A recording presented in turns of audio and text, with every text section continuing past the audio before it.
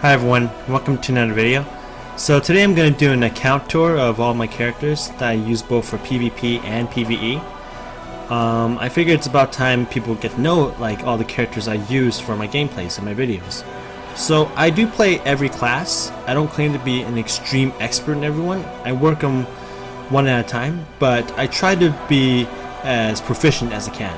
And mostly I get my wins from team play and common sense and rotations. So without further ado, I'll start off.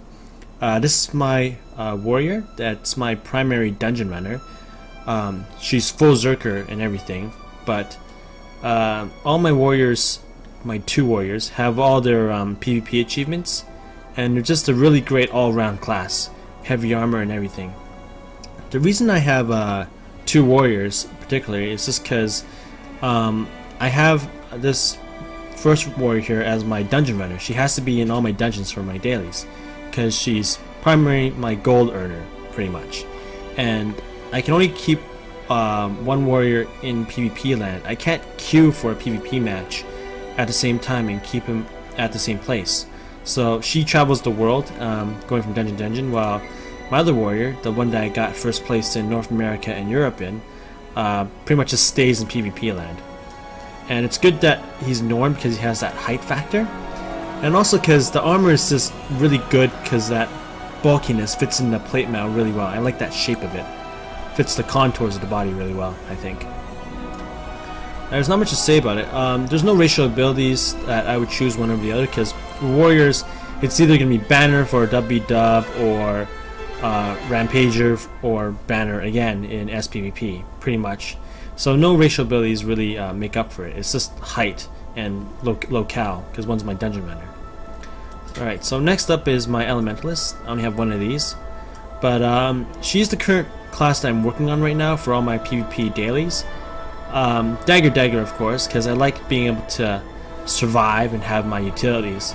Right now it's bunker meta because we're still playing Conquest, but later on when we switch to more dynamic or other map types like Stronghold, we may see more different builds, and I may try Scepter Focus for that burst, but for now I really like the bunker build, and she's just raking in achievements, and I really like how diverse all the moves that Elementalist has. For my keypad, you can see me spam on my keys at the same time you see them on the screen.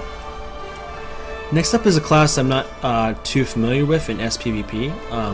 PvE, of course, I'm familiar with all classes, but in terms of free roaming in WW or SPVP, Thief I have a difficult time with because, again, of the bunker meta, but I tried her in the beta for the Stronghold and she worked really well.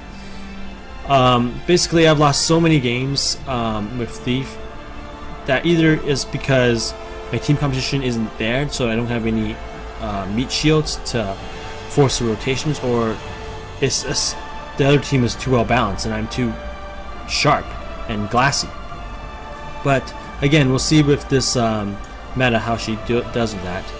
I do play her in unranked like I did with the beta, and I'm getting more feel for all the blast combos. I use a dagger pistol with Thief, and that's pretty much it for Thief. Next is my main, my first character, Guardian. He's got all his PvP ascended armors and pretty much everything. He's the character I run Fractals of the Mist with because of his high agony resistance, and pretty much spearheads everything in PvE first because he's so hard to kill. PvP, of course, I already have all his achievements as well, being my first character that I put in PvP. Next up is my Necromancer. I also have two Necromancers, but this time it is specifically because of the racial abilities. They are both different builds with different gears for PvP and PvE. This is my Conditionmancer. He's parked in the PvP land, but in PvE, when I do take him out for Taquado or Three-Headed Worm, he uses his Snow Leopard to get to the location faster.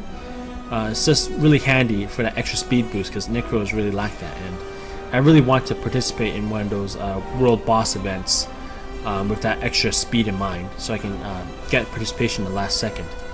Otherwise, if I'm already there and on time, I'll just switch to Lich form, and that's perfectly fine. Another thing to note that none of my back pieces are showing in the login screen.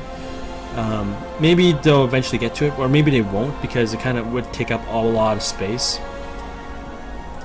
Next up is my Ranger that which was my very second character I brought into PvP. I've tried every build of this Ranger and got all those PvP achievements.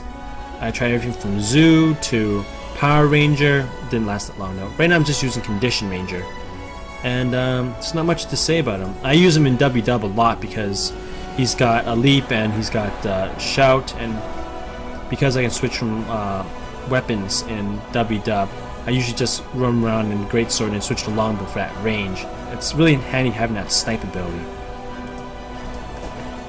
Okay, next I have my engineer, who I also have all his abilities for. Say what you may about turret NGs, they work, but I take it a step further and utilize the toolkit for the shield and the magnet, pretty much the magnet, because it just adds a nice effect to the name.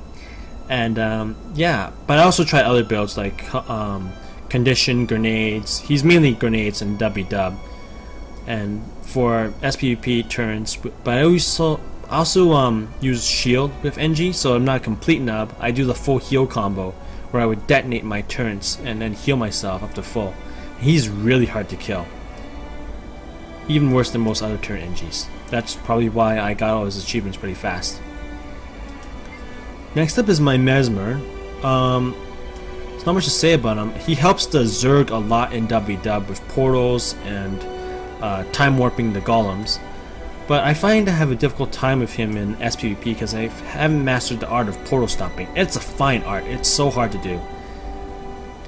And yeah, that's pretty much it. Maybe I'll try the shatter spamming, but I've never gotten really into that. Though I should be able to do it. It's not that hard. But maybe it's just because I'm focused on other classes. And then here's my other Necromancer, the Wellomancer. She I keep in WW for like strategically holding a keep because of all her well. She destroys or does lots of damage and lots of tags to Zergs. And pretty much her armor is toughness and power, so she has high survivability. And the Savari ratio that I use is that invincible turrets. Well, the 3-second invincibility, and then it generates turns. So it really complements her current build. More about survivability, because if I live longer, I'll get more kills from everyone I tag. That's the idea. Pretty much a Zerg farmer. Speaking of which, I should go to my medals now. So as you can see here, I almost have 100% Realm Avenger from legit kills. I missed that community event we just had where people were suiciding into the mid to gather points, so I'm a bit disheartened, but a few hundred more kills is all I need for the next, I guess, level of this badge. And after that, it'll take another like a million. I have to get another 500,000 or something, which is unrealistic. Most realistic is the next level up, which I get a little crest or something under the shield.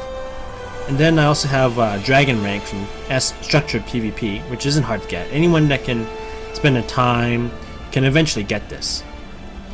And then over here, I do not have a legendary, as you can see.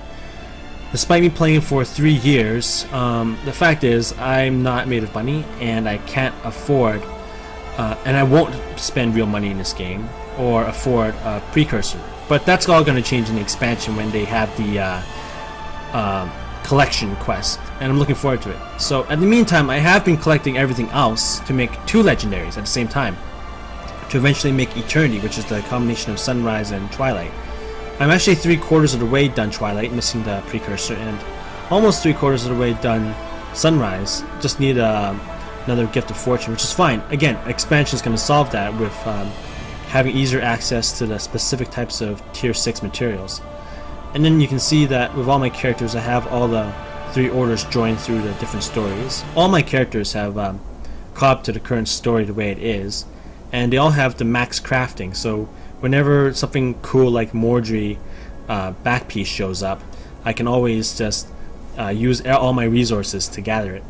I just figured I might as well, because it's easy, and I keep on getting materials, and I don't want to just deposit them in the bank, so I gave crafting a try, but I'm not traditionally a crafter in any game. However, this game really got me into crafting and PvP, and I'm not really a PvPer. Like, traditionally, from any game, I'm like a hardcore PvEer because I want the guarantee reward. But however, with this game, I seem to get more rewards from losing in PvP than I get in PvE straight up farming. Of course, you can argue that the rewards are different currencies and all that, but still, from what I've seen, it's not bad. They really want to promote the PvP. Here's my 100% map completion I got from my first character, my main. And yeah, that's pretty much it. I play all classes, but again, I'm not a complete master of all classes. I try to be at least knowledgeable of it, so I know what I'm fighting against. So if you ever see me fighting against a necromancer, you will see me not put conditions on him as much, well, depending on his skill, and always waiting for him to fear or him to put on as well, so I can determine what type of necromancer he is, etc. And same goes with warrior. I also wait for him to go to rampager or see if they will drop banner. Basically, I see the type of class I'm fighting against as well as the class, so I have some knowledge of that, and I think that would really help. So I guess that wraps it up. Thanks very much.